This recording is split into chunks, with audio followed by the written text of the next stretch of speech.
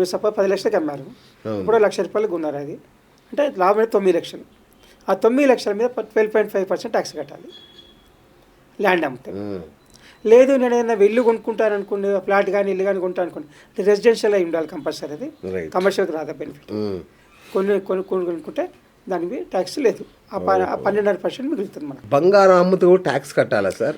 ఏది అమ్మినా కానీ మీకు లాభం వచ్చినప్పుడు ట్యాక్స్ కట్టాలి 12.5%. చాలా మంది తెలియదు ఈ విషయం. మీరు బంగారం అమ్మండి, మీరు కొనుక్కున్న ఫర్నిచర్ అనుకోండి, సిల్వర్ అనుకోండి, ఏదన్నా అమ్మండి. ఓకే. సపోజ్ ఒకటి మనం ఎక్కడో ఒకటి కొంటాము, ఒకటి ఎప్పుడు యాంటిక్విటీ అనుకోండి, ఏదో ఇది అనుకోండి కొంటాము, దాన్ని మ్యూజియంలో అమ్ముతాము, దాని మీద ట్యాక్స్ కట్టాల్సిందే. అంతే, సంపాదించినప్పుడు ట్యాక్స్ కట్టాలి అంతే. సంపాదించిన దాంట్లో 1/5 మనకి కాదనుకోవాలి అంతే గవర్నమెంట్. అగ్రికల్చరల్ ల్యాండ్ కొంటే ట్యాక్స్ బెనిఫిట్స్ ఉంటాయా సార్? అగ్రికల్చర్ ల్యాండ్ లిమిట్ ఏముందంటే మున్సిపల్ లిమిట్స్ నుంచి 10 కిలోమీటర్స్ బయట, ఓకే, మున్సిపల్ అవుటర్ లిమిట్స్ నుంచి 10 కిలోమీటర్స్ బయట ఉంటే అది అగ్రికల్చర్ ల్యాండ్ కింద అవుతుంది. అంత లోపల ఉందనుకోండి అగ్రికల్చర్ ల్యాండ్ అయినా కానీ దాన్ని అమ్మినప్పుడు ట్యాక్స్ కట్టాల్సి ఉంటుంది ఇన్కమ్ ట్యాక్స్ ప్రకారం. 10 కిలోమీటర్లు అవుతారంటే ట్యాక్స్ కట్టే అవసరం లేదు దాని మీద వచ్చిన లాభం పైన. కానీ వ్యవసాయం చేస్తూ ఉండాలి, గత 3 సంవత్సరాలు కూడా పంట పండిస్తూ ఉండాలి, దానికి సాక్ష్యం ఉండాలి. ఒకవేళ మన సాక్ష్యం మనం పండించడం చెప్పామనుకోండి, కాదు సెటిలేట్ ఇన్కమ్ ట్యాక్స్ వాళ్ళు తీసుకుంటారు. లాస్ట్ 2 years వ్యవసాయం చేస్తారా లేదా అనేది వాళ్ళు ప్రూఫ్ చేస్తారు.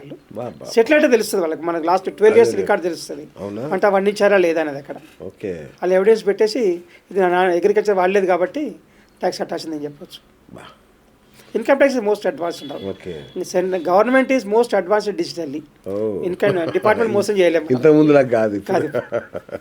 Right sir. మన పేరు మీద కాకుండా భార్య పేరు మీద కొన్నాం అనుకోండి, అసెట్స్ ఏమన్నా, సో ట్యాక్స్ బెనిఫిట్స్ ఏమైనా ఉంటాయా? అక్కడికి సోర్స్ డబ్బులు ఎవరు ఇచ్చారు, ఎక్కడి నుంచి వచ్చింది, ట్యాక్స్ కట్టిందా కాదా?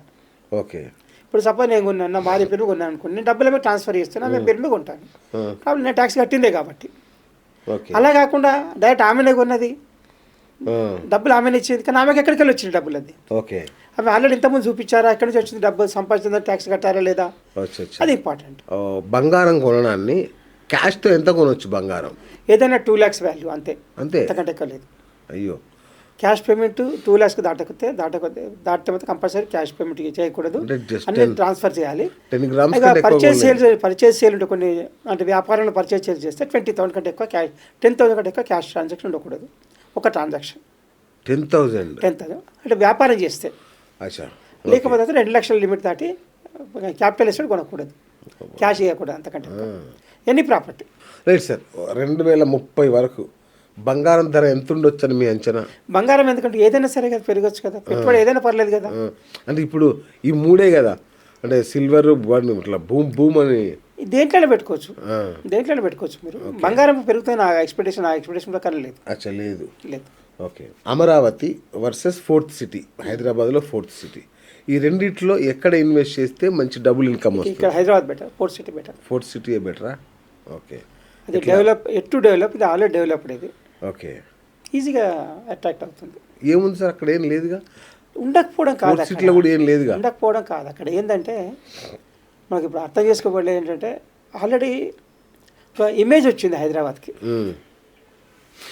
అచ్చా, ఓకే, రైట్. ఆ image pulls investments. Okay okay okay.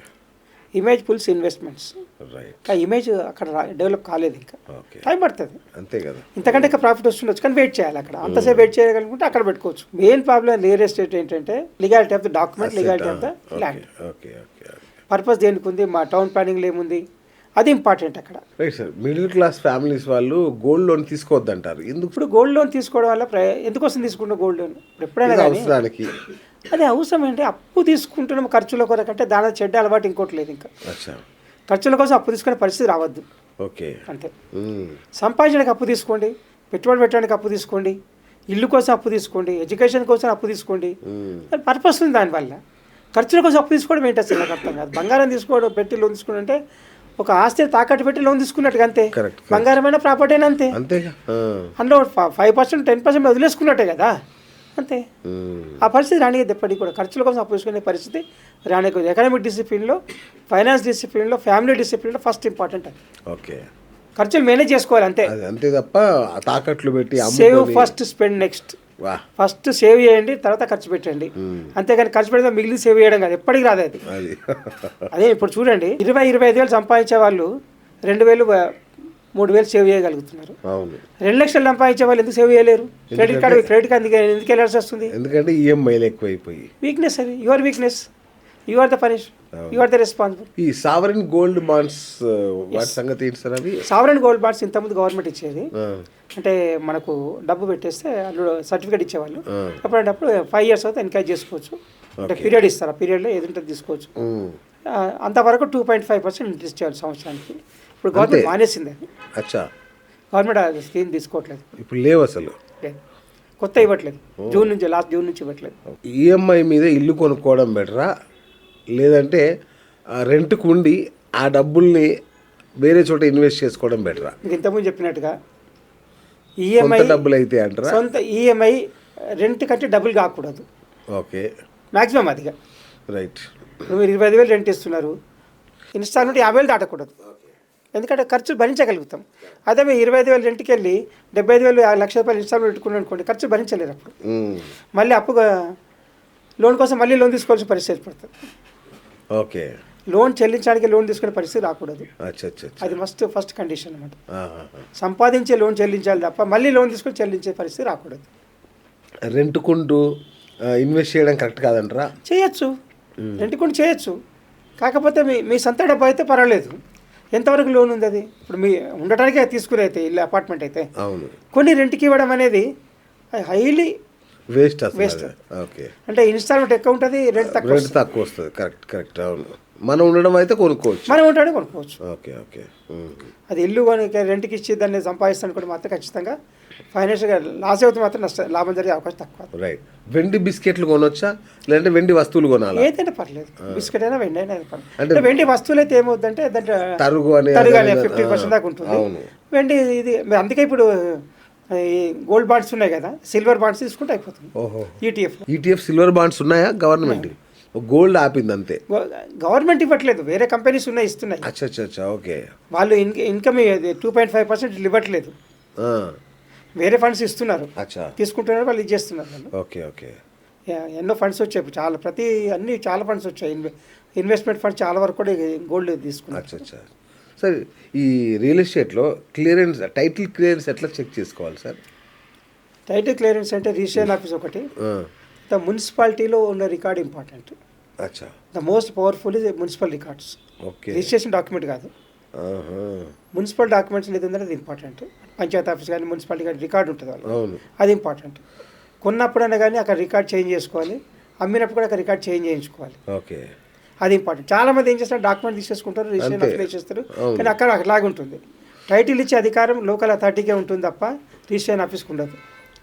ఇప్పుడు మన ప్రాపర్టీ కొన్నాక మున్సిపాలిటీకి వెళ్ళి మళ్ళీ దాన్ని మన పేరు మార్చుకోవాలి. అగ్రికల్చర్ అనుకోండి ఎంఆర్ఓ ఆఫీస్లో, ఓపెన్ ప్లాట్ అనుకోండి మున్సిపాలిటీలో, కంపల్సరీ చేంజ్ చేయించుకోవాలి. టైటిల్ ఇష్యూయింగ్ అథారిటీ లోకల్ అథారిటీకే ఉంటుంది, రిజిస్ట్రేషన్ ఆఫీస్ కాదు. Registration office only authenticity document అది. వీళ్ళు అమ్మేశ్వరు వీళ్ళు ఉన్నారని చెప్పడానికి తప్ప టైటిల్ ఇచ్చే అధికారం లేదు, రిజిస్ట్రేషన్ ఆఫీస్కి లేదు. సార్, నా దగ్గర 10 లక్షలు ఉన్నాయి సార్, ఇప్పుడు నేను ఎక్కడ ఇన్వెస్ట్ చేయాలి? రియల్ ఎస్టేట్ 4 భాగాలు డివైడ్ చేయండి. ఓకే, దాన్ని 10 లక్షలు కూడా రైట్.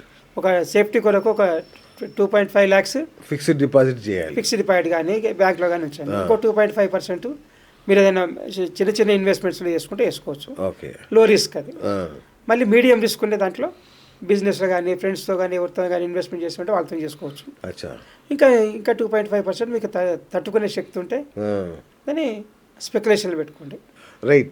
ఇన్వెస్ట్మెంట్ చేయడానికి పరమ చెత్త ఐడియా అంటే ఏది చెప్తారు మీరు? ఎదుటి వాళ్ళు ఏది ఆఫర్ ఇస్తే వాళ్ళు నమ్మి మనం పెట్టుబడి పెట్టడం. ఎవరో ఏదో చెప్తారు, నేను మన ఇయర్లీ డబ్బులు ఇస్తాను, 3% ఇస్తాను, 4%, 2% ఇస్తాను అని చెప్తారు మంత్లీ. ఖచ్చితంగా తప్పు అది. అవునా? మంత్లీ 2% కూడా ఇవ్వలేరు, గ్యారంటీ ఇవ్వడం తప్పు. ఈవెన్ గవర్నమెంట్ రెగ్యులేషన్స్ ప్రకారం కూడా ఎవరు కూడా రీపేమెంట్ గ్యారంటీ ఇవ్వకూడదు. ఇంత షేర్ మార్కెట్లో ఇంత వస్తుందని చెప్పడం గ్యారంటీ తప్పు, అది ఇవ్వకూడదు. ఇచ్చిన వాళ్ళంటే తప్పు అది. ఎదుటి వాళ్ళ ఒక ఆఫర్ని చూసి ఇన్వెస్ట్మెంట్స్, అది పెద్ద చెత్త ఐడియా అది.